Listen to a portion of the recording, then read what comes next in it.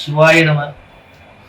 அதாவது கார்த்திகை மாசம்னாலுமே ஆன்மீகத்துக்கு ரொம்ப சிறப்பு. ஒவ்வொரு நாளும் ஒவ்வொரு சிறப்புரியது. கார்த்திகை சோமவாரம், கார்த்திகை பௌர்ணமி, கார்த்திகை அமாவாசை, கார்த்திகை பரணி நட்சத்திரம்.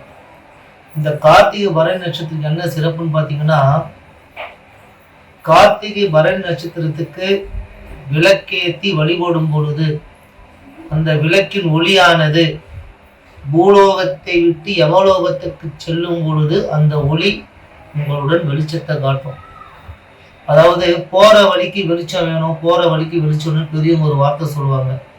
நீ இருக்கும்போது மட்டும் இல்லாமல் செத்ததுக்கு அப்புறமோ நீ யமலோகம் போய் சேர்ந்து அந்த சுகமான வாழ்வை வாழ்வதற்கு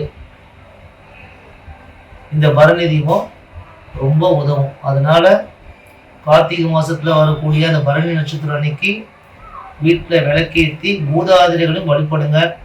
அவங்களும் இருளில் இருந்து வெளிச்சத்துக்கு வரணும். நாமளும் கடைசி காலத்துல எந்த நோய் நொடி தொந்தரவும் இல்லாம சாவுற சாவும் நல்ல சாவா இருக்கணும் நினைச்சு இந்த தீபத்தை ஏற்றி வழிபட்டுக்குவாங்க.